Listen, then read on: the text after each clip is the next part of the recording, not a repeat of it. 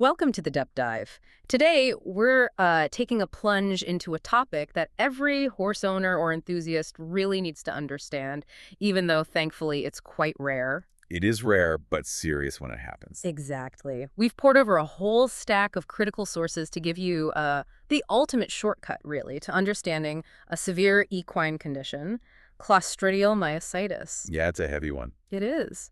Our mission today is to unpack this really frightening disease, often known by other names like gas gangrene or malignant edema. Scary names. They paint a picture, definitely. We'll explore what it is, how horses do. get it, the urgent clinical signs to watch for, how it's diagnosed and treated. And treatment needs to be aggressive. Right, aggressively treated. And crucially, what you can do to maybe prevent it. We're going to try and pull out the most important insights, maybe some surprising facts to help you feel informed and well prepared. Good plan. Okay, let's get into it.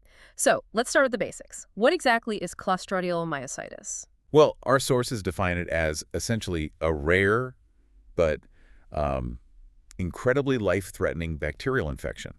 It attacks the skeletal muscle in horses. Skeletal muscle specifically. Yes. And it's characterized by really rapid muscle tissue death necrosis, and the bacteria produce these powerful toxins. Nasty stuff. Very nasty. It leads quickly to severe systemic illness, affecting the whole horse. So what's the mechanism? How does this actually happen? This is what's truly fascinating and maybe a bit unnerving. It starts with Clostridium spores. Spores, okay. And here's the kicker. These spores are everywhere. Ubiquitous is the scientific term. Soil, feces, even just dust in the environment. So they're unavoidable pretty much. Pretty much.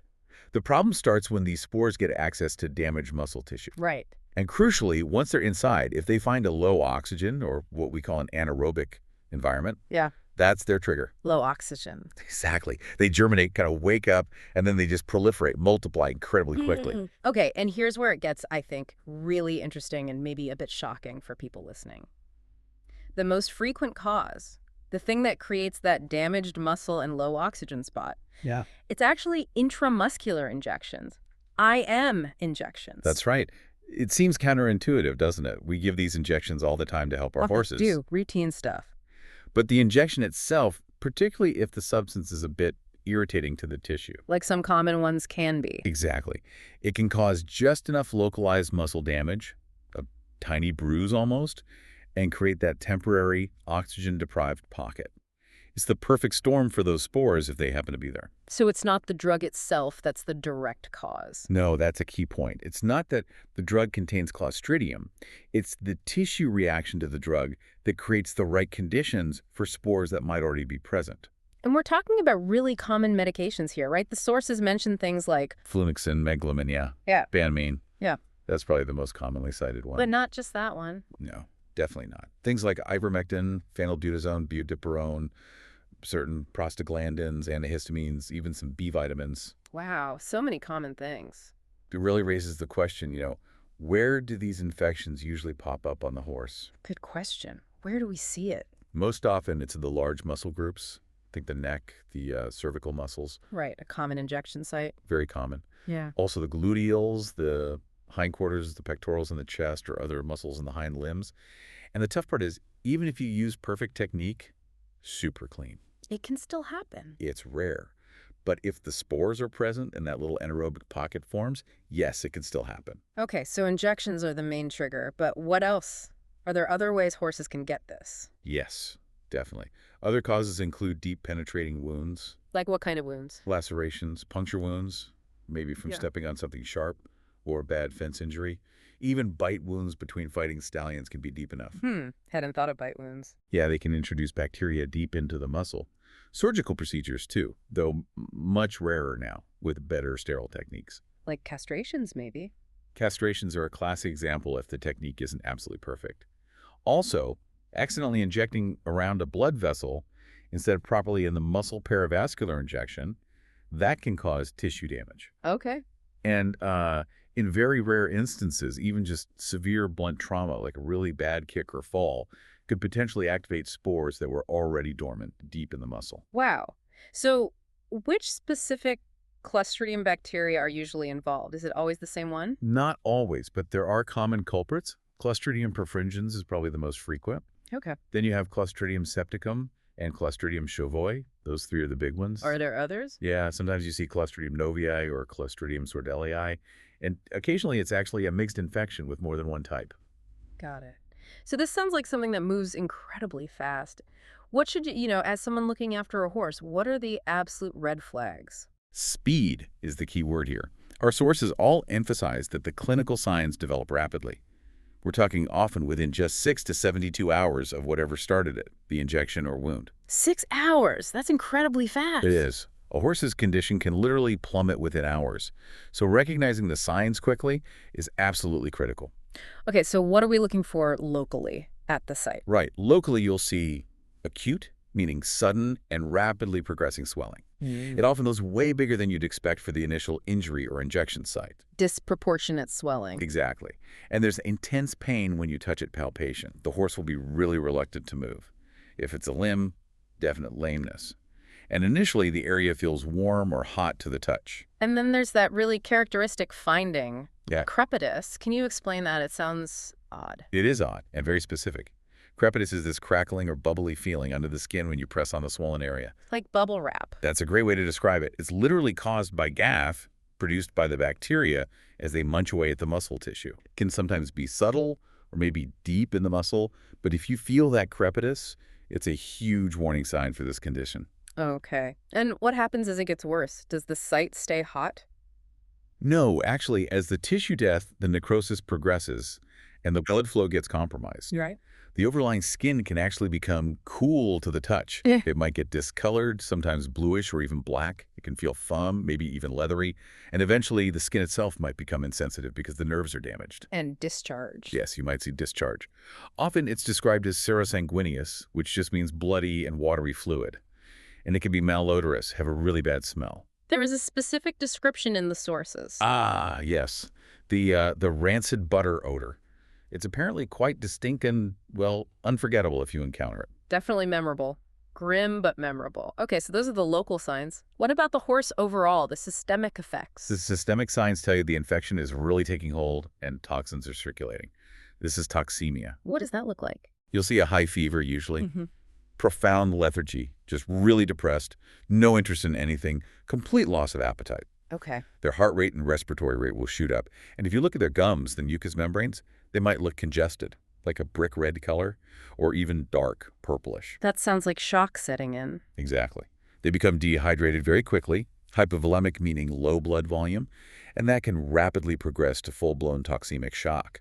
Circulation starts to fail, organs start to fail. This sounds absolutely devastating, just horrific. It is. It truly is an urgency.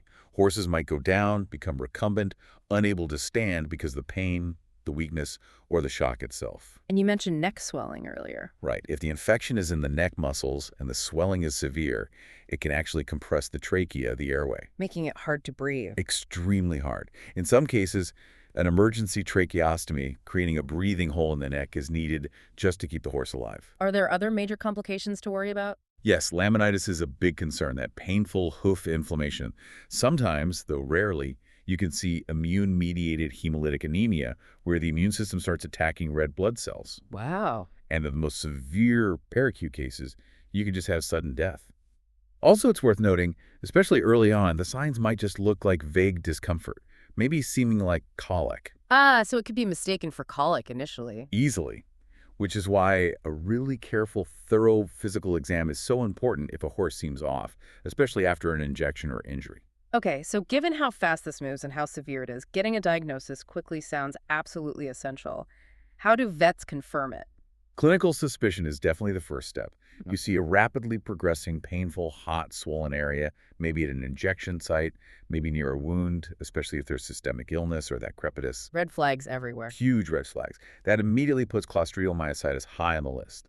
Then a very detailed physical exam to assess the area. What about diagnostic tools? What can they use to see what's going on?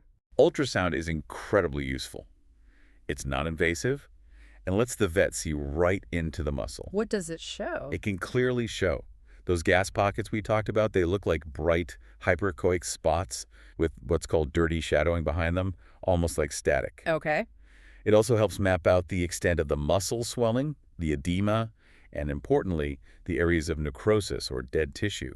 This is vital for planning surgery. Any other imaging? X-rays can also be helpful, especially to confirm gas in the soft tissues if ultrasound isn't definitive or for certain locations. And how do they identify the actual bacteria involved? That requires getting a sample. Aspiration is key. So putting a needle in. Carefully, yes. Inserting a sterile needle into the swollen area to withdraw some fluid. That fluid itself can be revealing, often bloody and watery, maybe smelly, might even have visible gas bubbles. And then they test that fluid. Exactly. First, a gram stain, right there in the clinic, potentially. You look under a microscope. If you see large gram-positive rods, That points towards Clostridium? strongly suggests it, yes. But the crucial step is sending that fluid sample to the lab for anaerobic culture and sensitivity testing. Why anaerobic? Because these Clostridium bacteria grow without oxygen. The lab needs to provide those specific conditions. This culture definitively identifies the species. Like perfringens or septicum? Right. And the sensitivity part tells the vet which antibiotics are most likely to kill that specific strain. Vitally important information. Makes sense. What about blood work? Does that help much with diagnosis? It helps assess the horse's overall status. Blood tests will usually show signs of inflammation, high white cell count sometimes, often hemoconcentration. Meaning the blood is thicker. Yeah, due to dehydration. In rare cases, you might see signs of that hemolytic anemia. Muscle enzymes like CK and AST might be up a bit, but often not as high as you'd expect given the massive muscle damage. Interesting. But one really important blood marker is lactate. Elevated lactate is a strong indicator of poor tissue perfusion, not enough oxygen getting to tissues, and it signals that the horse is likely in shock or heading towards it. Okay, this absolutely confirms it's a true medical emergency requiring intensive care. Once it's diagnosed, what does that aggressive treatment actually involve? It really does demand aggressive intervention. Hospitalization, usually at a referral center with 24-hour care, is almost always necessary. Makes sense. The cornerstone is aggressive antibiotic therapy, started immediately. You don't wait for culture results if the suspicion is high. What antibiotics? High doses of intravenous penicillin G are the first choice, directly into the vein for fastest action. Often, metronidazole is added too. Why metronidazole? It's also very effective against anaerobic bacteria and provides broader coverage, especially if you suspect a mixed infection. And these aren't short courses, often weeks of antibiotics are needed. And you mentioned surgery being critical earlier. Absolutely crucial. Surgical debridement and drainage. This isn't optional, it's essential. What does that involve exactly? It means the surgeon needs to go in and physically remove all the dead necrotic muscle tissue. Dead tissue is a breeding ground for bacteria and prevents healing. And they need to establish drainage. How do they establish drainage? Often through multiple stab incisions, a technique called fenestration made deep into the affected muscle. This does a few things. It lets oxygen get into that anaerobic environment. Which the bacteria hate. Exactly. It allows infected fluid and gas to drain out, and it relieves the intense pressure building up inside the muscle compartment. Is that always enough? Sometimes, if the swelling is extreme and cutting off blood supply, they might need to do a fasciotomy, cutting the tough connective tissue sheath, the fascia, around the muscle bundles to relieve that pressure. And often, multiple surgeries are needed over several days as more tissue might die off. Wow, sounds intense. What about supportive care alongside the antibiotics and surgery? Just as vital. Aggressive intravenous fluid therapy is essential to combat shock, support blood pressure, and protect organ function, especially the kidneys. And pain management must be incredibly painful. Immensely painful. So NSAIDs like Flunix and Banamine, again, are used to manage pain and inflammation, but you have to monitor kidney function carefully, as NSAIDs can affect the kidneys, especially in a dehydrated or shocky horse. So maybe other pain meds too? Often, yes. Opioids are frequently needed to control the severe pain, things like butorphanol or morphine. And preventing other problems. Yes, preventing laminitis is critical, using measures like icing the feet, deep bedding, supportive shoeing if possible, if there's neck swelling affecting breathing, managing the airway, possibly with that tracheostomy we mentioned. Right. And then there's wound care for the surgical sites and any skin that might slough off later. Plus, ensuring the horse's tetanus vaccination is up to date is crucial, since Clostridium tetani is related. Okay, comprehensive care. I also saw hyperbaric oxygen therapy mentioned in some sources. Is that common? It's not common simply because the chambers aren't widely available, but if a facility has one, HBOT can be a really valuable addition to treatment. How does it work again? The horse goes into a special chamber, breathing 100% oxygen under increased atmospheric pressure. Like for divers with the bends. Similar principle, yeah. This forces high levels of oxygen deep into the body tissues, even those with poor blood supply. And that helps how? Two main ways. First, the high oxygen is directly toxic to the anaerobic Clostridium bacteria. They can't survive it. Second, it enhances the effectiveness of certain antibiotics and promotes tissue healing and survival. It could be a powerful tool. Okay. So considering everything, the speed, the severity, the intensive treatment, what is the actual prognosis for a horse diagnosed with this? It's definitely serious. The prognosis is generally stated as guarded to poor overall. It's a life-threatening condition. But there's some hope. There is. With very aggressive, very timely intervention, getting that diagnosis and starting intensive treatment. Fast survival rates can be surprisingly decent in some studies. Some report up to 70 or even 80% survival. Oh, wow. That's higher than I might have guessed. But that's usually specifically for cases caused by Clostridium perfringens, which seems slightly less aggressive than some others. And it absolutely depends on that rapid, intensive, and often very expensive veterinary care. Right. What factors make the prognosis better or worse? Several things. The sheer extent of the muscle necrosis is a big one. The more muscle involved, the worse the outlook. Makes sense. The specific Clostridium species matters too. As I mentioned, C. perfringens generally carries a better prognosis than C. septicum or C. Chauvet, which are often fatal despite treatment. And timing. Critical. The speed of progression and, most importantly, how quickly treatment is started. Delay is deadly here. Early diagnosis and immediate aggressive therapy make a huge difference. And complications. Absolutely. If the horse develops severe systemic complications like shock that doesn't respond, multi-organ failure, or severe laminitis, unfortunately, that significantly worsens the prognosis. For the horses that do make it through that initial crisis, what's the recovery like? What's the long-term outlook? Survival is the first hurdle, but recovery is often long, difficult, and painful. What kind of issues do they face? They can have extensive skin sloughing over the affected areas, which requires long-term wound management. There's often significant muscle loss and subsequent scarring. Does that affect them permanently? It can. Depending on which muscles were affected and how badly, there might be permanent cosmetic defects. More importantly, there could be chronic lameness or a definite decrease in their previous athletic ability. But can they recover function? Some can, yes. It's not always a career-ending issue. With time, rehabilitation, and maybe some luck, some horses absolutely can return to their previous level of work or riding. They can be remarkably resilient. That's good to hear. So, given how devastating this can be, even for survivors, prevention really seems key. Yeah. What can listeners do? What are the big takeaways for reducing the risk? Absolutely. Prevention is where we can make the biggest difference. While you can't prevent every single case accidents happen, wounds occur. Right. There are definite measures that significantly reduce the risk. Yeah. And it mostly comes down to safe injection practices. Okay, number one tip. Whenever possible, choose intravenous IV administration over intramuscular IM. Many common drugs horses receive, like Banamine or antibiotics, come in formulations approved for IV use. And that avoids the muscle altogether. Exactly. It bypasses that risk of creating the anaerobic pocket in the muscle. So if an IV option exists and is appropriate, that's generally safer regarding this specific risk. That's a really huge takeaway. Think IV first. But what about times when an IM injection is the only option or the best option for that drug? Okay, if IM is necessary, the meticulous technique is non-negotiable. First, always use a brand new sterile needle and a sterile syringe for every single injection. No exceptions. Don't reuse needles, even on the same horse for multiple shots. Absolutely not. Even microscopic contamination matters. Second, choose your injection site carefully. Use large, well-vascularized muscles like the neck triangle, pectorals, or semitendinosus membranosus in the hind leg. Good blood flow helps fight infection. Then prepping the site. Thoroughly clean the skin with an appropriate antiseptic like alcohol or chlorhexidine scrub, and let it dry before injecting. Get the dirt off. Makes sense. Be especially cautious with drugs known to be irritating. If there's a less irritating formulation available, maybe choose that one. And if you have to give a large volume. Don't put it all in one spot. Exactly. Split the dose and inject into multiple different sites. This minimizes the amount of local tissue damage and inflammation at any single location. Okay, those are great practical tips for injections. What else? Wound care is important too. Any DEET or penetrating wound needs prompt attention.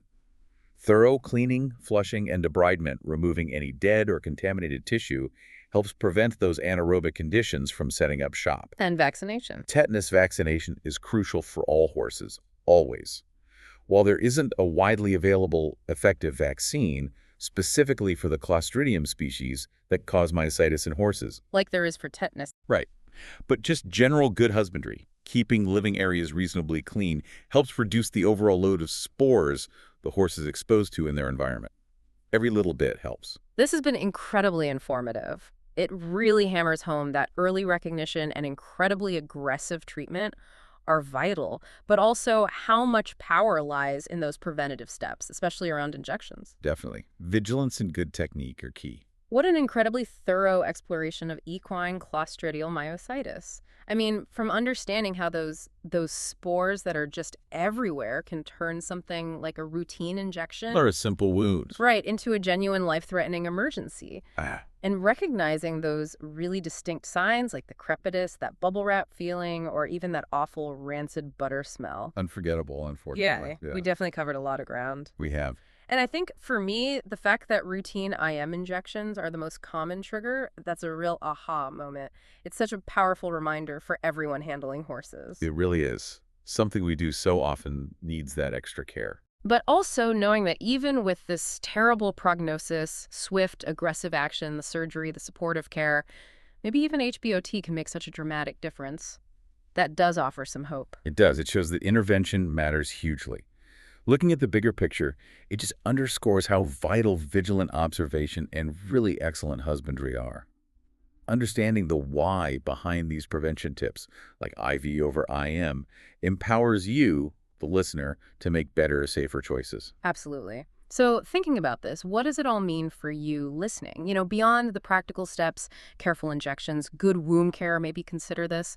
How does understanding these silent threats, these bacteria that are just part of the background, how might that change your day-to-day approach? Or maybe the questions you ask when your vet recommends a treatment?